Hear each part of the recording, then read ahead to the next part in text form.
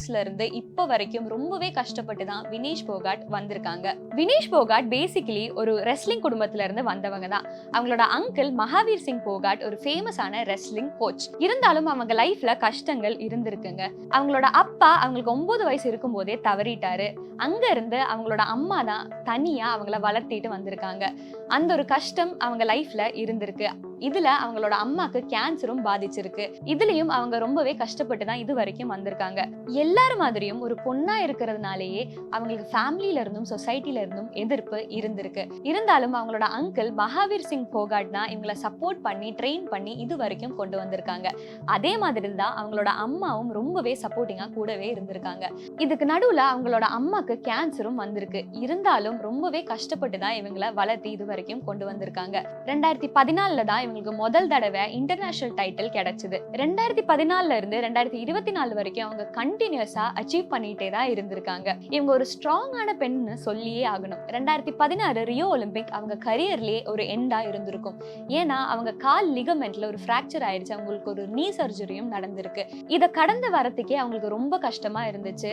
ரொம்ப இமோஷனலா அன்ஸ்டேபிளாவும் அவங்க இருந்தாங்க. அடுத்து 2020 டோக்கியோ ஒலிம்பிக்லயும் அவங்களால ஜெயிக்க முடியல. அவங்களோட வெயிட்டோட கேட்டகரி என்னன்னு பாத்தீங்கன்னா 53 kg. ஆனா இந்த வாட்டி அவங்க பார்ட்டிசிபேட் பண்ணியிருக்கிறது 50 kg மேட்ச்ல தான் அவங்க பார்ட்டிசிபேட் பண்ணியிருக்காங்க.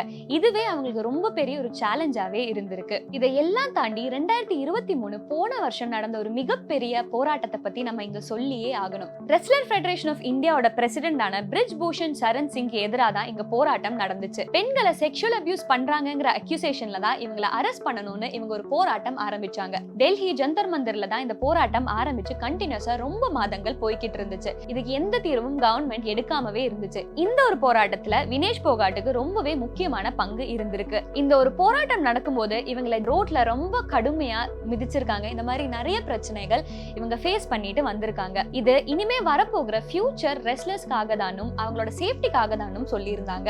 இவ்வளவு பிரச்சனைகள் தாண்டி தான் வினேஷ் போகாட் இந்த ஒரு நிலைமையில இப்ப வந்து நின்று இருக்காங்க. இது நம்ம நாட்டுக்கே ஒரு பெருமையான ஒரு விஷயம் தான். இந்த ஒரு செமி ஃபைனல்ஸ் முடிஞ்சதுக்கு அப்புறம் அவங்க அம்மா கிட்ட கால்ல பேசியிருந்தாங்க. கோல்ட் லானா ஹே கோல்ட், இதுதான் அவங்க அம்மா கிட்ட சொன்ன வார்த்தை.